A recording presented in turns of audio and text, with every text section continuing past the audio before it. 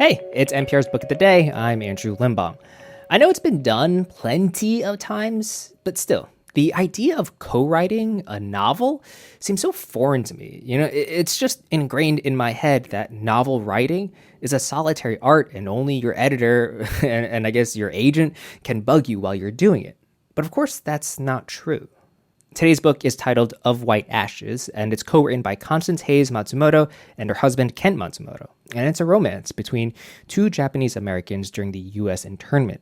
But it's also, as Kent tells here in Now Celeste Headlee, a love story on multiple levels. The new novel Of White Ashes tells the story of an unlikely romance shaped by World War II. Ruby is a Japanese-American girl living with her family in Hawaii in the late 1930s. But after the bombing of Pearl Harbor, her father is arrested by the U.S. government. She and her family will eventually be confined in an internment camp, a fate that befell some 120,000 Japanese Americans. At the same time, Koji is growing up in Hiroshima, Japan. His life is overshadowed first by his country's growing militarism and later by the atomic bombing of a city. Through a series of circumstances, the pair meet in California, and though the book is fiction, it's based on a true story. The two authors, Constance Hays Matsumoto and Kent Matsumoto, join us now. Welcome. Thank you for having us, Celeste. Thank you, Celeste. Let me begin with you, Kent, because this is your parents' story, essentially. Your mother was interned and your father grew up in Hiroshima, correct? That is correct. But both were American citizens. Yes, important to note. But why a novel? Why a fictionalized version of this story? We chose the vehicle of writing a fiction novel to both honor my parents and the many Japanese Americans who suffered the worst sides of the war, but also because of family dynamics. We didn't want to say anything that would insult either my siblings or offend any of our relatives.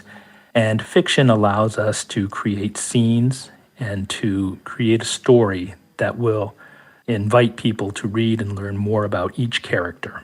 So how much did your parents talk about what happened during the war years? They spoke very little about the war years to either me or my siblings, principally because the Japanese culture, the raised nail gets hammered down is the often used saying. The other perhaps is generational. And perhaps more to the point, it might be to not relive the trauma that each of them suffered, and also and finally not to burden any of us with what occurred to them. And yet, Connie, you spoke to Kent's mother about her past quite a bit. Do you think she found it easier to talk to you about this than she did with her son? Yeah, I think she did, Celeste. And I've wondered why. And as Ken said, I agree that she didn't want to burden her children. That's something that we're hearing from many other Japanese Americans whose parents have experienced the same events. I also think that she saw it as an opportunity to educate me. She would share books with me, and then we would talk about the books. And then little by little, she would share stories with me about her times in camp.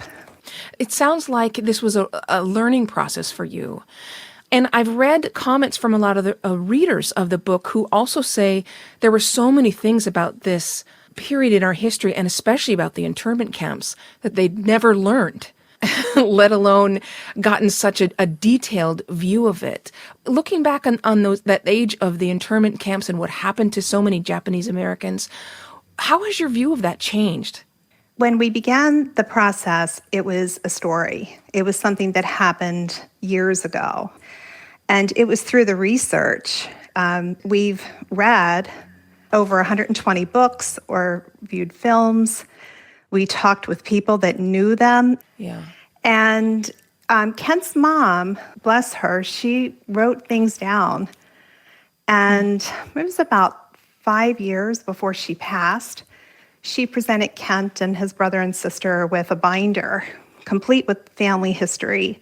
We also have her high school yearbook with all kinds of comments in there. And it was through those comments that we really got to know her better as a young girl. And I wonder how you were able to, how difficult it was for you to craft what's essentially a sweet, warm-hearted story of love and resilience out of what's a really painful time in American history. It really began with the timeline, the major events, and the ages that Kent's mom and dad were at the time of the events. Those events underpin the structure of the entire book. Together, Kent and I brainstormed different scenes that might bring those events to life. And in the fiction and your imaginings, Kent, do you recognize your parents' relationship? Absolutely, Celeste. You mentioned love story, and indeed it is a love story, not only between two people, my parents, mom and dad. It's also a love story that they both loved this country deeply. And then thirdly, which was just pointed out to us by another third party, he said, well, it's also a love story between the two of you as co-authors. And as I reflect on that, it truly is. This has been a labor of love. Connie and I have worked collaboratively throughout. We've capitalized on each of our strengths. And I think we've got a terrific story to tell. Well, I think you did too. A gripping story, that's for sure. Constance Hays Matsumoto and Kent Matsumoto are the co-authors of the new novel Of White Ashes. It's based on the story of Kent's parents. Thanks so much to both of you. Thank You're you, welcome. Celeste.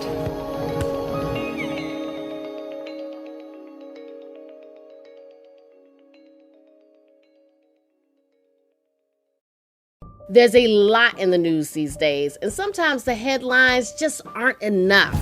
Every Sunday on Up First, we bring you an in-depth exploration behind a major story. We dive deeper into the details and why you should care. Listen now to the Sunday Story from NPR's Up First podcast.